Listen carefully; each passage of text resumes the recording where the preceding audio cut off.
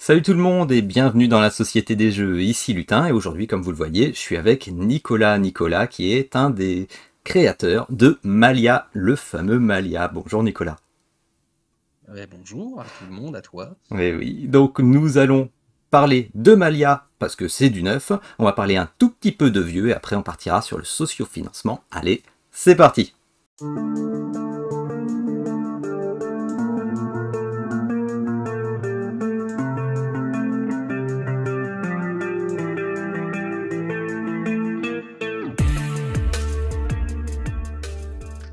Et oui, alors je te tiens Nicolas, alors on va parler de Malia, qui va être en Pledge Manager, ça y est, l'annonce est sortie, donc là, quand les gens vont voir la vidéo, ça devrait être le cas, le Pledge Manager de Malia.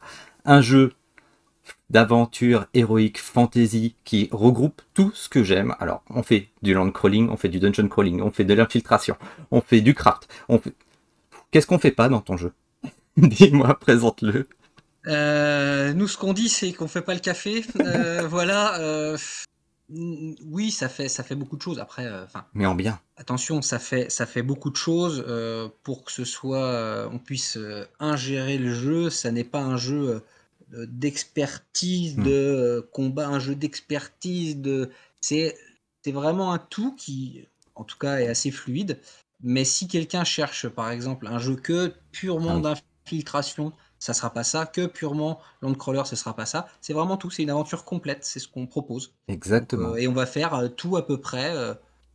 Même à la même échelle dans les grandes lignes et voilà, il y aura un peu comment dire, d'énigmes, ce genre de Oui. choses, mais c'est pas ce n'est pas un jeu d'énigmes par exemple. Non, là vous nous présentez vraiment sur un jeu en jeu de plateau, un vrai jeu de rôle. D'ailleurs, toi tu faisais peut-être des C'est jeux de ça. rôle ou des jeux vidéo à la Skyrim, non? Ah bah oui, Ah, c'est voilà, déjà c'est nos inspirations. exactement.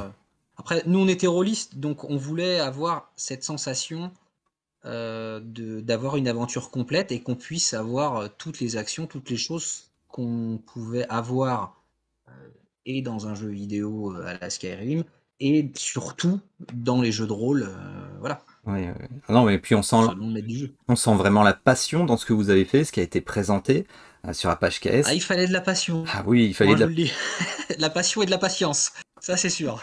Là, vous nous présentez vraiment un jeu qui a fait un tabac, d'ailleurs, je trouve, sur Kickstarter quand même. Je sais pas si tu t'attendais à un Alors, tel engouement. nous, on s'attendait pas à ça parce que nous, on est tout nouveau dans le monde du jeu. C'est bon, déjà grâce à tous les gens qui nous ont soutenus à Hmm. travers les années et aussi à la boîte de jeu qui est arrivée, qui a mis quelque chose qui a fait une offre carrée, qui a permis à tous les gens qui pouvaient avoir des doutes, ce qui est complètement légitime, sur des gens qu'on ne connaît pas, sur un type de jeu avec une promesse assez Oui. ambitieuse de se dire est-ce que je vais dépenser de l'argent pour ces gens-là, je vais attendre. Là où avec la boîte de jeu, bah, les gens se disaient bon, au moins ça, c'est bon, on peut y aller. Donc nous, on s'attendait pas à un tel succès euh, à ce stade-là. Hmm. Nous, ce qu'on s'est toujours dit, c'est on va attendre que les premiers gens aient le jeu, qu'ils y jouent, et ils pourront en parler parce qu'il existera. Et là, je pense que vu la promesse qu'on fait et on espère on va la tenir, bah, les gens seront intéressés pour le prendre. Ah oui, oui, Et oui. déjà, voilà, la boîte de jeu a changé la donne. Oui, bah, déjà, en plus, vous avez déjà le jeu, donc du coup, il est mûri depuis très longtemps. C'est un univers qui a été créé par un des quatre auteurs. Voilà. Après, vous avez chacun votre petite partie, et comme on a discuté tout à l'heure, effectivement, vous avez tous interagi les uns les autres. Un univers créé, un univers qui est beau, qui est profond, qui est mûr, mais qui est ouvert à toutes les générations aussi, je voulais le dire aussi. Par exemple, ça, on avait discuté sur un forum d'ailleurs. C'est vraiment un univers qui va permettre à tout le monde de se lancer dans le jeu de rôle et le jeu de plateau. Un univers qui aussi nous permet de ne pas être punitif, parce qu'on ne meurt Ouais. pas. Ça, je trouve que c'est une grande force du jeu aussi. D'ailleurs, ça devait pas forcément être évident côté narratif à présenter tout ça. Et heureusement, parce que bon, ça fait 7 ans qu'on est dessus, c'est arrivé très très très vite, ce point-là. Donc à partir du moment où on s'est dit, ils vont pas mourir, voire même à certains moments, ils vont se prendre des patates, mais ils vont apprendre de leurs erreurs. Donc là où on va être un peu moins bien d'un côté, on va le récupérer de l'autre. Mais de toute façon, ça fait des aventures différentes Mm. dans tous les cas. Là, on est en train de tester à fond toutes les parties du jeu. Et vraiment, ça va être bien, déjà. Et en fait, on se rend compte que il peut y avoir des choses où on va perdre. On va se dire, oh là, c'est dur. Donc, on n'aura pas ça, ça, ça. En revanche, derrière, on dit, ouais, mais là, ça vous ouvre Oui. telle voie, ça fait ça. Et là, on dit, ah ouais, ok, d'accord, donc c'est pas mal. Et surtout, ça permet de pas être frustré. De se dire j'ai fait tant d'heures pour rien. Oui. Voilà. Bah, surtout vu l'ampleur de la tâche, parce que rappelle-moi la durée estimée de temps de jeu possible sur l'aventure. Si on C'est devait tout faire, c'est toujours compliqué, compliqué, on a effectivement. annoncé une centaine d'heures. Voilà. Donc justement, du non Après, on a plusieurs punitif, scénarios, on a plusieurs voies d'entrée. voilà, du non punitif. Pour la campagne, là, on est en train de la faire. Voilà, puis ça va dépendre, en fait. On a tellement vu ça dans les salons, on l'a testé pas combien de fois, des centaines et des centaines et des centaines de fois. Bah, c'est pas la même partie quand t'es Oui. 2 ou 5 joueurs, c'est pas la même partie quand t'es 2 rôlistes, 5 rôlistes, voilà. D'une même démo qui a été pliée en 45 minutes, au bout de presque 4 heures, il y en a qui étaient encore même pas à la dernière salle parce que c'était notamment des rôlistes et que on peut vraiment se prendre au jeu parce que c'est l'expérience qu'on offre Mm. et c'est génial aussi. Oui. Donc voilà. Oui, oui, oui, non, mais il y a tant de possibilités. Effectivement, oui, le panel de temps est vraiment énorme suivant effectivement tes actions, tes ressentis, ce que tu veux faire, avec qui tu joues. Effectivement, moi j'avais fait. Alors, j'en profite pour dire que le module TTS est excellent pour tester le jeu. Ceux qui ont Tabletop Simulator, n'hésitez pas parce que franchement, on se fait une très bonne idée du jeu. Je l'ai vu aussi au PEL, je t'avais croisé. J'avais pas eu la chance de jouer mais parce qu'il y avait du monde hein, quand même. Faut le dire, c'est grâce à Veg, qui est un codien, quelqu'un qui nous a aidé vraiment là-dessus, et on le remercie, mais c'est même pas qu'on le remercie, c'est qu'on lui fera une statue Malia à son effigie, parce que il aurait pu ne pas le faire, il nous l'a proposé gentiment, et non seulement il l'a fait, ce qui était génial, mais en plus il l'a fait, mais tellement bien. Oui. Donc merci à lui. Oui, oui, ouais, ça on peut le dire. Merci à lui parce que ça donne vraiment envie d'avoir le jeu devant la table. La démo est super bien faite, le module est super bien fait. Moi, comme je te l'ai dit tout à l'heure, je l'avais fait tout seul. J'ai eu l'occasion de le refaire avec un ami. Et maintenant, on attend. J'attends le Pledge Manager. Donc Mais voilà. déjà, tu peux la refaire, et moi je te conseille quelque chose, et c'est fais-la avec encore d'autres Oui, personnes. Fais-la dans d'autres configurations, tu verras, tu vivras pas la même oui, chose. oui, oui. Bah, il y a tant de C'est possibilités déjà, rien que dans la petite démo là. C'est énorme.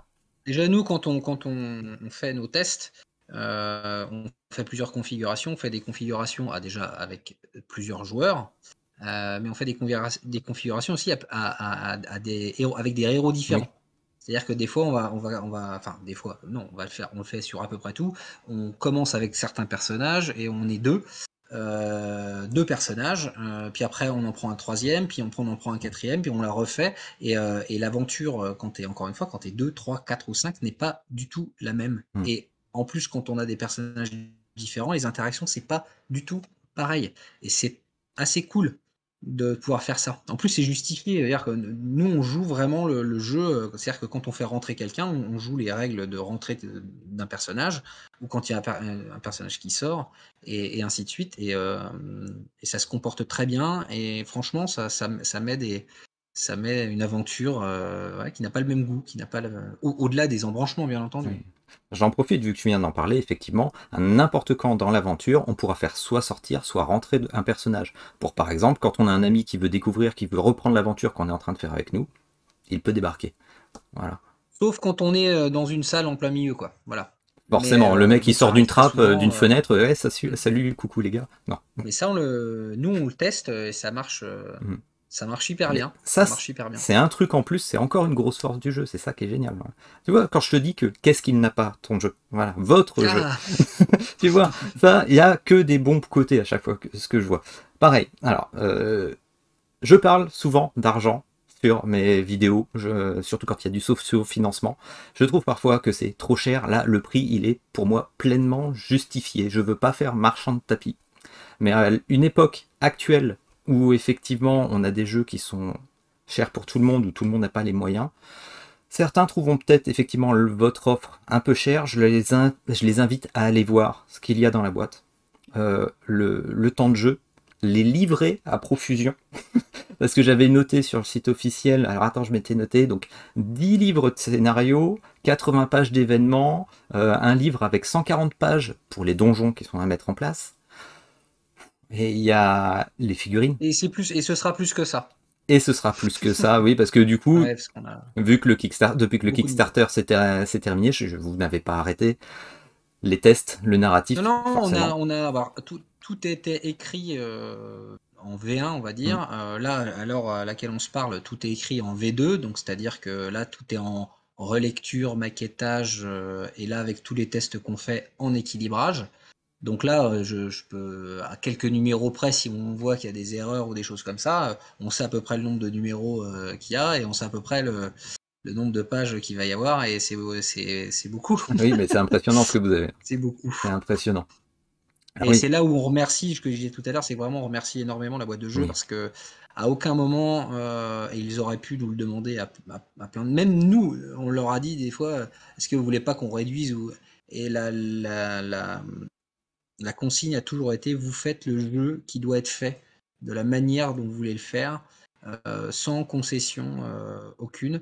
Et déjà, c'est rare, donc on les Mm. remercie énormément. Je pense que les backers ne se rendent pas compte, ou en tout cas, aujourd'hui, ça c'est sûr, mais quand ils auront le jeu, ils se rendront pas compte non plus. Mais merci à eux, on a vraiment pu faire le jeu qu'on voulait faire. Et ça, même ils l'ont amélioré parce que ils ont réinvesti dans des figurines, dans des choses, en plus d'une vue générale et de joueurs, hein, parce que notamment Benoît Bagny est un sacré joueur, nous a permis d'enrichir plein de petites choses. Mm. Voilà, Ah oui, oui, merci à vous eux. avez pu vous appuyer sur eux pour encore plus monter le niveau du jeu. Et ça c'est bien, c'est une chance que vous avez eue. Ça va nous permettre Ah, de passer des bonnes soirées, effectivement. Tant que je te tiens, voilà, avant de passer à la oui. suite de ma petite vidéo, bah voilà, alors je présente souvent du vieux maintenant. Et toi, à quoi tu Mhm. joues et est-ce qu'il y a des jeux fétiches ou des jeux qui ressortent souvent chez toi? Dis-moi tout. Alors, oui, alors je suis un gros joueur, bon ça se voit déjà là, mais là c'est une toute petite partie de ma ludothèque. Donc oui, je suis un gros joueur, ça c'est sûr. Je sors beaucoup de jeux tout le temps, mais si on parle des vieux jeux que je peux sortir, à part Magic l'Assemblée bien sûr, parce que je suis Si, un si, vieux de la vieille de ce jeu. Les deux jeux entre guillemets un peu plus modernes, quand c'est arrivé, ça a été Seven Wonders et Small World. mhm. Et donc, Small World, c'est un jeu que je ressors très régulièrement, que j'adore. Là, j'ai acheté la version Small World of Warcraft, Ah, qui est très très bien. ne Et l'ayant pas, voilà. j'hésite à le prendre, je t'avoue. Ouais. Franchement, elle est bien. Elle est vraiment bien. Elle apporte. Moi, je suis pas un joueur trop de jeux vidéo à la World of Warcraft, mais je connais un petit peu l'univers. J'ai des BD en plus, j'y joue un petit peu. Et franchement, on retrouve bien cette atmosphère et ça donne un goût différent à Small World qui est déjà très bien et qui c'est tellement facile de le sortir et c'est tellement facile d'avoir du plaisir avec ça. Et après, ce que je disais, que c'est vraiment moi mon jeu préféré, parce que je me suis posé la Mhm. question, quel est mon jeu préféré au-delà de tous les jeux? Et j'aime les gros jeux, j'aime les gros Ouais. jeux, les trucs où on se casse bien la tête, les trucs qui arrivent, les barrages et compagnie. Mais le jeu que je sors tout le temps dans toutes ses versions et que j'aime à l'infini, même dans sa version de base, c'est Clank. D'accord, Voilà. Clank. Oui, c'est vrai, on en Dès le avait parlé. début, voilà. C'est si à la fin j'avais un jeu, ce serait celui-là, même si Dieu sait que j'aime les autres, hein, Mhm. voilà. Et je voudrais pas ne sortir que Clank, bien entendu. Oui. Mais vraiment, c'est le jeu, je l'ai sorti 1000 fois, j'ai eu 1000 fois du plaisir. J'aurais toujours envie de le sortir dans toutes ses versions. Et il ne cesse de me. Là, je suis en pleine campagne du Ah Legacy d'accord. qui est juste incroyable. Et merci à eux, continuez comme ça. Ah bah ça continue, hein, je te rappelle, d'ailleurs. Bah oui, Eh oui, ça sais. continue. Ah bah je Mais sais d'ailleurs, surtout. moi, Clank, pour Ouais. n'avoir encore jamais joué à Clank, oui, je sais, c'est pas bien, je me donne des baffes, bah, je me suis trouvé une version d'occasion, donc prochainement, il y aura peut-être une vidéo, parce que je vais tester tout ça, et on en parlera d'ailleurs. Bah, je te remercie Nicolas. Avec grand plaisir. Merci deux fois, merci pour la vidéo, merci pour le jeu. Tu remercieras aussi tes 3 autres collègues de 4 univers. Voilà. Et puis aussi la boîte de jeu. Et puis on va continuer. Moi, dans le vieux, je vais vous mettre un vieux petit jeu qui se joue facilement à l'apéritif, Le Roi des Nains. Et puis merci encore et je mets ça en place. À la prochaine, Nicolas. Au revoir. Alors, un jeu de début ou de fin de soirée, un jeu de pli, un jeu facile à mettre en place, Le Roi des Nains. Un jeu de 3 à 5 joueurs pour des parties d'environ 40 minutes. Alors c'est un jeu qui est sorti je crois en 2012, mon édition en tout cas date de 2012. Un jeu que vous trouverez n'importe où, vous êtes sûrement passé devant et vous demandez ce que c'est. C'est tout simplement un petit jeu de pli tout simple. Alors, quand il dit jeu de pli, il y a forcément des couleurs, là il y en a 3. Il y a les bleus, ce sont les chevaliers, les nains, ce sont les verts, et les gobelins, ce sont des rouges. Ça va forcément dans chaque couleur de 2 à l'as, et vu qu'on va simuler 3 joueurs pour avoir une égalité de cartes dans les plis, on va retirer le 2 vert, le 2 nain.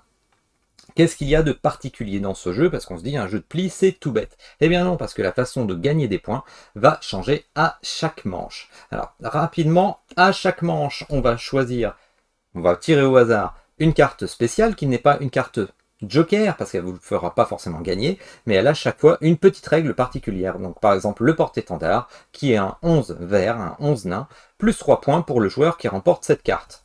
Voilà, donc on distribue les cartes, tout le monde est au courant de la carte particulière, tout le monde récupère sa main, et il y a une petite chose, un petit twist qui va sortir. Effectivement, celui qui a le 5 bleu, donc le musicien chevalier, va pouvoir choisir la quête de la tuile quête, effectivement, car maintenant, on ne sait pas comment on va gagner des points, on va le regarder dans une quête. Donc on prend la première tuile tirée au hasard, à droite, plus 1 point par pli remporté par votre voisin de droite, ou à gauche, plus 1 point par pli remporté par votre voisin de gauche. Donc vous comprenez tout de suite que celui qui va choisir la quête va avoir un avantage parce qu'il va choisir la quête suivant sa main, forcément. Donc on va choisir par exemple à droite, plus 1 point par pli remporté par votre voisin de droite. Je vais tout faire pour que mon voisin de droite, je ne gagne jamais par-dessus lui, ou j'aurais pu faire l'inverse avec le voisin de gauche. Voilà. Qui va commencer la partie, qui va commencer la manche, tout simplement? Celui qui a le 5 rouge, le 5 gobelin, c'est encore un musicien. Vous ouvrez le premier pli avec cette carte, ou une autre. Alors vous vous doutez, chevalier, gobelin. Et il y a aussi le 5 vert, le 5 nain, encore un musicien. Le joueur qui remporte cette carte sera le donneur à la prochaine donne, tout simplement. Donc vous allez jouer vos plis, tout simplement, pour essayer de réussir à gagner le plus de points. On compte les points à la fin de la manche, et on va recommencer ainsi de suite. On retire la carte spéciale qui aurait été jouée pendant cette manche. On va en tirer une autre. Alors, qu'est-ce que l'on a comme carte? On a par exemple le 1 vert, un druide. Après ce pli, échangez votre main avec celle du joueur de votre choix. Le bouffon chevalier, plus 3 points si vous arrivez à jouer cette carte lors du dernier pli. Un enchanteur qui remporte le double des points positifs ou négatifs gagnés lors d'une donne. Un doppelganger pour copier une carte précédemment jouée, mais juste au-dessus, de la valeur juste au-dessus. Également, les quêtes qui changent à chaque fois. Alors là, on avait une quête assez simple. Ensuite, on a aussi, voilà, 1 point par chevalier, c'est du classique. Plus 8 points uniquement pour la Reine des Nains. Donc il n'y a que cette règle qui vous donne des points, ou la règle spéciale de la carte particulière. Donc 8 points pour la Reine des Nains, ou au contraire, moins 8 points pour la Reine des Nains. Après, il y a des cartes un petit peu particulières, par exemple un petit peu plus compliquées. Nain de jardin, marquez autant de points que la valeur de votre plus petit nain. Donc vous allez forcément essayer d'avoir un nain, mais le plus haut possible en chiffres, sachant que les têtes, les figures ne remportent pas de points. Voilà, tout simplement. Il y a plein de quêtes différentes, comme vous le voyez. Ça mixe à chaque fois, ça change à chaque fois. Il y a pas mal de cartes joker, je vais dire entre guillemets, voilà. Chaque manche est vraiment particulière. C'est ça qui est sympa. On se retrouve avec un petit jeu de pli hyper facile à mettre en place. Chaque manche change. Et qu'est-ce que c'est rageant quand vous avez une super main pour une fois et qu'on vous sort qu'il faut faire le moins de plis possible, sinon vous allez perdre des points. Voilà, c'est sympa, ça met de l'ambiance autour de la table, c'est bien pour un début de soirée, pour une fin de soirée, voilà, c'est le Roi des Nains. Après avoir parlé de Malia et de ce petit jeu facile à sortir, on va voir le socio-financement. Game 13 se lance dans les jeux avec un gros coup, au moins visuellement. Forsaken, un jeu narratif à l'ambiance western galactique, compétitif pour 1 à 4 joueurs. Un principe simple, votre personnage a 3 actions, puis c'est le tour des cartes rencontres qui vous permettent du narratif suivant vos choix. De plus, il y aura la possibilité d'écouter le narratif par des acteurs professionnels via une application. C'est beau, ça claque, il faut avouer, mais c'est Game 13, donc c'est full over plastique à ras-bord, je ne veux pas vous dire mieux. Dice Tower en plastique pour les résolutions, plastique pour les plateaux du monde, plastique pour les plateaux de joueurs, plastique pour les factions. Forcément, au moins, le rangement sera parfait dans la boîte, c'est Game 13. Alors le prix s'en ressent évidemment avec 129 $ hors taxe et le jeu ne sera qu'en anglais. Alors le succès sera-t-il au rendez-vous pour qu'une version française voie le jour? Là est le dilemme car il y a là beaucoup de promesses.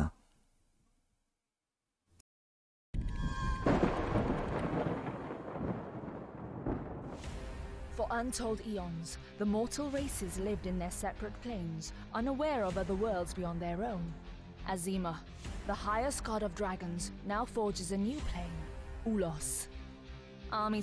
Le monde de roleplayer et cartographeur s'étend avec Dawn of Philos, un jeu de 1 à 5 joueurs pour des parties de 60 à 90 minutes. Dans ce monde, une nouvelle façon de jouer en prenant le contrôle de dieux qui vont manipuler des factions. Comment? Eh bien en ajoutant des tuiles, des interactions avec les factions, déclencher des combats entre les peuples en connectant leurs territoires, pour gagner le plus de faveurs. Un mode solo vous fera affronter Ulfir, un automa, composé d'un board et 75 cartes. Les principes semblent simples à prendre en main et Thunderworks Game continue d'étendre sa gamme toujours avec des résultats de qualité. Alors craquer maintenant ou attendre une version française, pour moi c'est un jeu à suivre assurément, mais plutôt pour plus tard.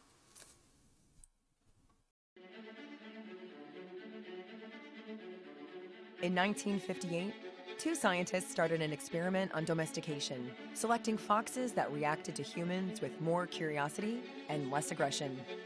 In each generation, they selected only the friendliest pups to become parents. Elizabeth Earlgrave revient avec Fox Experiment, tiré d'une expérience réelle qui avait pour but de faire des croisements de renards pour les rendre plus sociables et les domestiquer.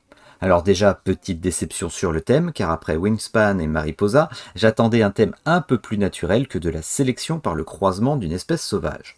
Néanmoins, le jeu présente un placement d'ouvriers sur le plateau principal, du lancement et de l'allocation de dés, un petit côté roll and write et Pandosaurus est une société ayant présenté de bons projets, il faut dire.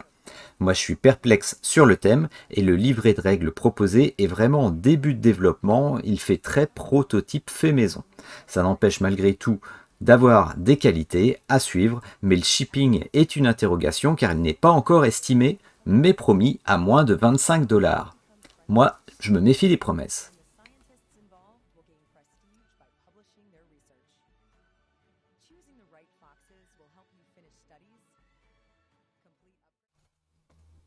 Voilà, septembre est là et ça se ressent avec les projets qui arrivent. Alors j'aurais pu aussi parler de la BD Marchand qui revient avec une extension, un jeu formidable, asymétrique, mais encore une nouvelle extension. Par contre la version française est disponible.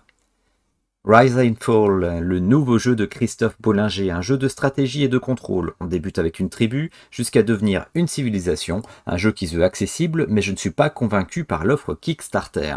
À suivre car la version de base, la moins chère, la version retail, ne permettait pas de prendre les add-ons, dont celui contenant les guildes, qui me paraît indispensable, et n'offrait pas les stretch goals au début de la campagne. Alors apparemment, beaucoup de demandes, donc ça bouge de ce côté. Rivet Wars a une deuxième vie avec un reprint amélioré dans Rivet Wars Reloaded. Des figurines mignonnes, un jeu qui se veut simple, mais un prix qui ne me donne pas forcément envie d'en parler, car à ce prix je pense que l'on peut avoir mieux ou plus profond. Mais peut-être que certains d'entre vous seront attirés par cette direction artistique et justement un jeu bac à sable, facile à expliquer. J'aurais pu également vous parler de Morpho, un jeu pour 3 à 9 joueurs, mais Martin vous a fait une si belle présentation, il n'est pas nécessaire d'en rajouter, le Kickstarter est lancé. Alors oui, je parle souvent des prix et peut-être que certains ne comprennent pas toujours pourquoi des jeux moins chers que d'autres ne me paraissent pas intéressants. C'est parfois subjectif suivant le travail effectué derrière par l'auteur, tout comme la profondeur du narratif, les mécaniques, ou tout simplement un jeu qui n'est pas un énième zombicide avec 200 figurines pour cacher la mécanique. Mais cela reste mon avis, alors n'hésitez pas à demander ou vous informer vous aussi. Faites-moi remonter les jeux pour lesquels je n'ai pas été attiré, on en discute sur les commentaires. Abonnez-vous à la chaîne et je vous retrouve bientôt dans la Société des Jeux.